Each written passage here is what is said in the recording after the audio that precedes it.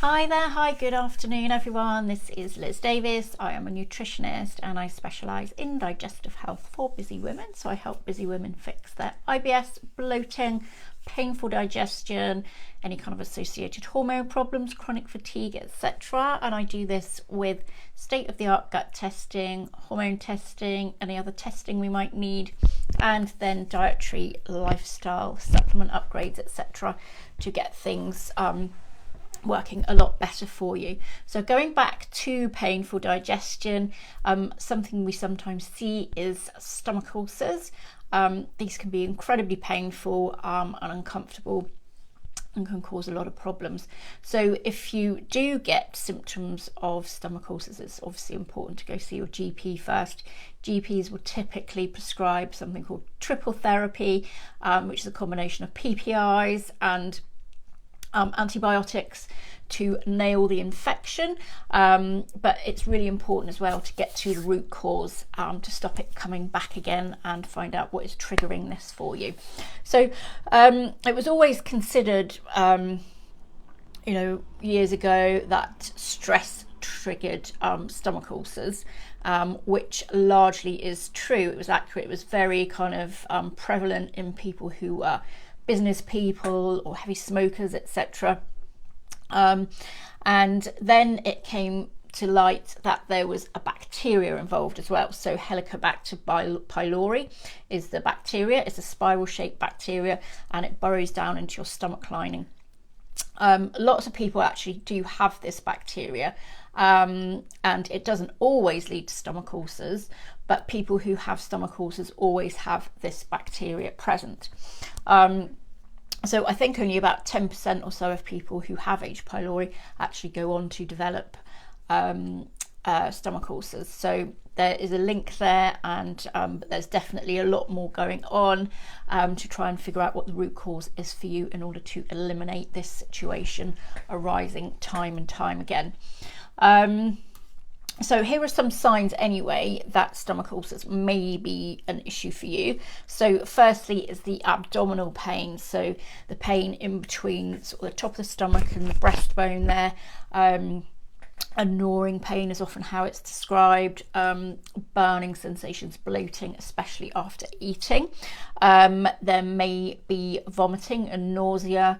That vomit can contain blood as well. You may get darker coloured stools. You may get a loss of appetite and changes to your body weight as well because of a result of this nausea, etc., and just this discomfort going on. You may have trouble sleeping due to the pain as well, and it's often a big trigger of these kind of reflux symptoms, reflux, heartburn, feeling very gassy as well, can all be signs of an underlying stomach ulcer going on. Diarrhea can actually occur before any of these other signs as well, so that's something to watch out for too. The knock-on effects of all that, of course, you're going to potentially get very fatigued and dehydrated because you're not eating properly, you're not absorbing properly, and just not in the mood for eating and drinking, and that can kind of make you feel very debilitated in and of itself. So in addition to what the treatment that your GP will give you, which, as I say, is going to be a combination of PPIs and antibiotics. They don't treat all H. pylori infections, only if you've got symptoms. So in order to stop things cropping up again, it's important to kind of address the underlying trigger for you, which can of course be highly stress related. So it's important to get a handle on the stress, either by undergoing or sort of undertaking a regular, say, meditation practice, for example, exercising outside, anything that floats your boat, playing music or whatever it is, whatever you do to relax. It's going to be really important that you double down on that to stop that stress reaction happening, because as we know, stress is very, very closely linked to anything going on in our gut and gut dysfunction, particularly with stomach ulcers and things like that. Next up would be overeating. people with stomach ulcers tend to have 2 very large meals every day, or even 1 large meal a day. That can be quite stressful for your digestive system. So trying to break it down into smaller meals throughout the day is going to alleviate that stress and hopefully make things a bit more pleasant for you and stop this situation happening again. Next up, spicy food can sometimes be a big trigger for people, as can coffee. So any kind of coffee, alcohol or caffeine can also be a big trigger as well. So if you have got stomach ulcers and you want to stop them coming back again, it'd be worth kind of looking at those areas just to see if there's something you can tweak there, because it could well be a big trigger for you. In addition to that, I would certainly be minimizing as far as you can any kind of processed food, because processed food has got typically sunflower oil in, a lot of sugar and flavorings and things. All those things tend to be very inflammatory. So vegetable oil is particularly high in omega-6 fats that can, just not be ideal if we're trying to combat anything involving inflammation. We don't want to be pouring any more kind of inflammatory substances on the situation.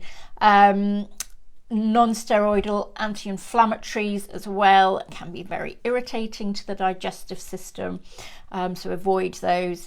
And yeah, sugar, just generally any kind of added sugar or anything like that is going to be very inflammatory for you.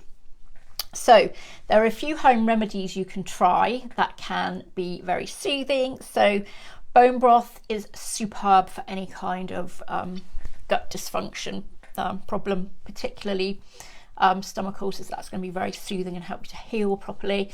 Aloe vera juice as well is also very good. Cabbage juice, super for stomach ulcers. You can mix that into bone broth and that can be very soothing as well. And also chamomile tea. I'm a big fan of chamomile tea. It's great for anything to do with relaxation and digestion, so I would double down on that as well. It's going to help null the stress and to get your gut feeling a lot more comfortable and soothed and just generally a lot more happy. Okay, so there are lots of supplements as well, just to mention, but really it's going to come down to the individual and what's kind of driving it for them. It would determine what kind of supplements that we would want to use. The same with probiotics. All probiotics don't suit everyone in every situation, so it's going to be really important to test and find out what your underlying problem is, like what's given rise to this. The stool tests I generally use are routinely test for H. pylori as well, so do get in touch if you'd like to learn more about that. Okay, so that's a quick rundown of ulcers then, kind of symptoms, what you can do about it. If you would like to speak to me about anything like this, any kind of gut concerns you've got and want to find out more about testing and supplements and things, do either use the link below to book into my diary or just pop me a message and I can send you more info. Okay, do like and share if you found this useful, and I shall see you next time. Okay, bye.